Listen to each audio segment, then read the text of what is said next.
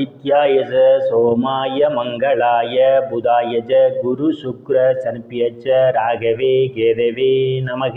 உலகை கட்டி காக்கும் பரமேஸ்வரன் பார்வதியின் திருவருளால் அனைவரும் நலமுடன் வாழ இந்த எல்லாம் வல்ல இறைவனை வணங்கி நேயர்கள் அனைவருக்கும் எனது அன்பான வணக்கங்களை தெரிவித்துக் கொள்கின்றேன். இன்றைய பதிவிலே நாம் பார்க்க இருப்பது மே மாதத்திற்கான ராசி பலன்கள். முதலில் கிரகங்களின் நிலைகளை பற்றி பார்க்கலாம். மே மாதம் 1ஆம் தேதி வாக்கிய பஞ்சாங்கத்தின்படி கிரகங்களுடைய நிலைகள். மேச ராசியிலே சூரிய பகவானும் புதன் பகவானும் பயணம் செய்து கொண்டிருக்கிறார்கள். ரிஷப ராசியிலே சுக்கிர பகவான் பயணம் செய்து கொண்டிருக்கிறார். மிதுன ராசியிலே குரு பகவான் பயணம் செய்து கொண்டிருக்கிறார். சிம்ம ராசியிலே கேது பகவான் பயணம் செய்து கொண்டிருக்கிறார். கும்ப ராசியிலே ராகு பகவான் பயணம் செய்து கொண்டிருக்கிறார். மீன ராசியிலே சனி பகவானும் செவ்வாய் பகவானும் பயணம் செய்து கொண்டிருக்கிறார்கள். இம்மாதம் 5 கிரகங்கள் இடப்பெயர்ச்சி ஆகின்றன. மே மாதம் 9ஆம் தேதி மேச ராசியிலே பயணம் செய்து கொண்டிருக்கின்ற புதன் பகவான் ரிஷப ராசிக்கு இடப்பெயர்ச்சி ஆகிறார். அவர் மீண்டும் ரிஷப ராசியிலிருந்து மே மாதம் 26ஆம் தேதி தனது சொந்த வீடான மிதுன ராசிக்கு இடப்பெயர்ச்சி ஆகிறார். மே மாதம் 10ஆம் தேதி மீன ராசியிலே பயணம் செய்து கொண்டிருக்கின்ற செவ்வாய் பகவான் தனது சொந்த வீடான மேச ராசிக்கு இடப்பெயர்ச்சி ஆகிறார். மே மாதம் 15ஆம் தேதி உச்ச பலத்தோடு மேச ராசியில் பயணம் செய்து கொண்டிருக்கின்ற சூரிய பகவான் ரிஷப ராசிக்கு இடப்பெயர்ச்சி ஆகிறார். மே மாதம் 15ஆம் தேதி ரிஷப ராசியிலே பயணம் செய்து கொண்டிருக்கின்ற சுக்கிர பகவான் மிதுன ராசிக்கு இடப்பெயர்ச்சி ஆகிறார்.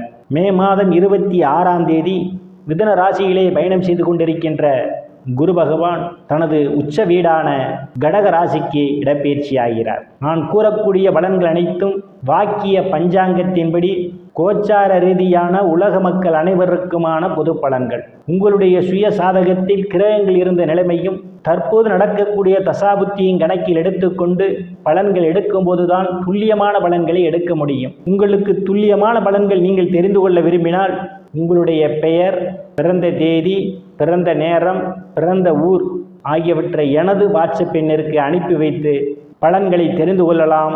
உரிய கட்டணம் செலுத்தி வாருங்கள், ராசிக்குள் போகலாம். எந்தவித கிரகங்களுமில்லை. ராசிநாதன் தைரிய வீரியஸ்தானத்திலே பயணம் செய்து கொண்டிருப்பதால் செயல்பாடுகள் வேகம் நிறைந்திருக்கும். செயலையும் சாகும் வெற்றி மனைப்போடும் செய்து முடிப்பீர்கள். பாகிஸ்தானத்தை குரு பகவான் பார்வையிடுவதால் பொருளடக்கூடிய மாதம் இந்த மாதம். கொண்டிருந்த இடங்களிலிருந்தெல்லாம் பண வரவுகள் தாராளமாக கிடைக்கும். ஆடம்பர பொருட்கள்லாம் வாங்குவதற்கான ஒரு சூழல் உண்டு. சிலர் ஆடை ஆபரணங்கள்லாம் வாங்குவீர்கள். எதையும் பேசி எளிதில் சாதித்து விடுவீர்கள். உங்களை சுற்றி உள்ளவர்களாம் உங்கள் பேச்சுக்கு மதிப்பு மரியாதையும் கொடுப்பார்கள்.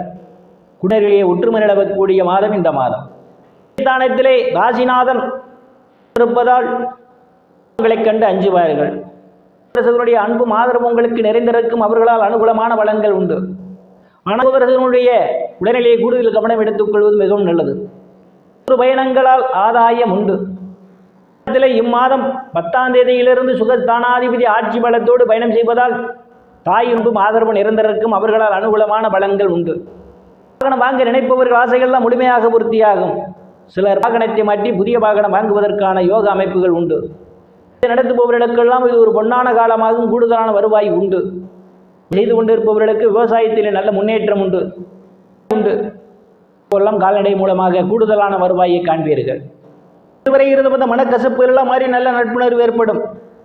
படிக்கக்கூடிய மாணவ மாணவியெல்லாம் படிப்பிலே சிறந்து விளங்குவார்கள். ஆசிரியருடைய நன்மதிப்பையும் பாராட்டையும் பெறுவார்கள்.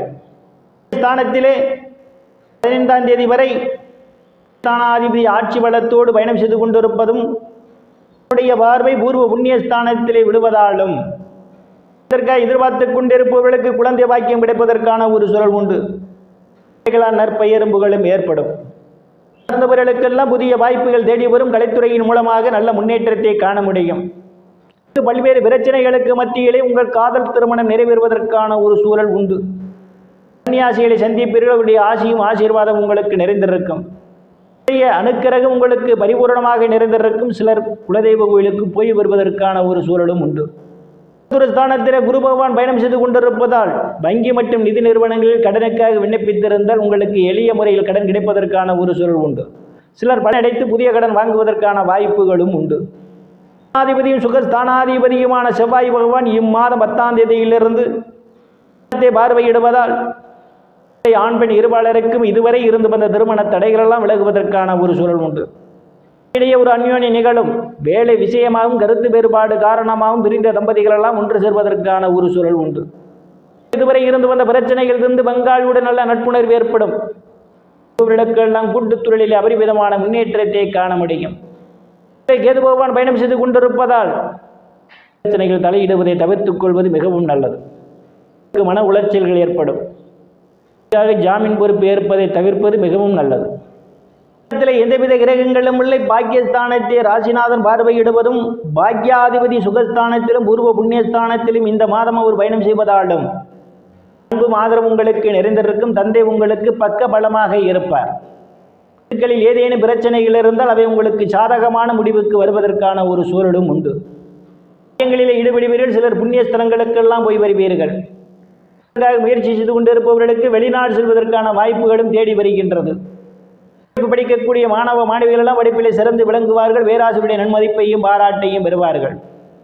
படிப்புக்காக வெளிநாடு செல்வதற்காக முயற்சி செய்து கொண்டிருப்பவர்களுக்கு காலம் கடிந்து வருகின்றது. எந்தவித கிரகங்களும் இல்லை. தொழில் ஸ்தானத்தை குரு பகவான் பார்வையிடுவதால் வேலை தேடுபவர்களுக்கெல்லாம் அவரவர் தகுதிக்கு ஏற்றவாறு வேலைகள் கிடைப்பதற்கான ஒரு சூழல் உண்டு. ஏற்கனவே பணியில் இருப்பவர்களுக்கு பதவி உயர்வு பாராட்டு கிடைக்கும். அரசியல் நல்ல முன்னேற்றம் உயர் பொறுப்புகளும் சிலருக்கு தேடி வரும். தொழில் செய்து கொண்டிருப்பவர்களெல்லாம் தொழிலிலே அபரிமிதமான முன்னேற்றத்தை காண முடியும். கூடுதலான வருவாய் உண்டு.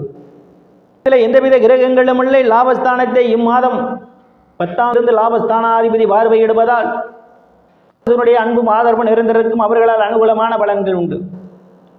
பக்க பலமாக இருப்பார்கள். இரட்டிப்பான வருவாய் உண்டு.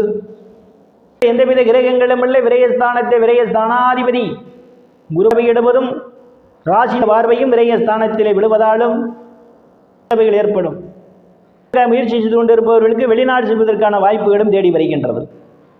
திருவருளால் அனைத்து செல்வச் செழிப்பும் பெற்று சிறப்புடன் வாழ இந்த எல்லாம் வல்ல வணங்கி நேயர்களை மீண்டும் அடுத்த பதிவில் சந்திக்கும் வரை விடைபெறுவது ஜோதிடர் இஸ்ராமன். நன்றி, வணக்கம்.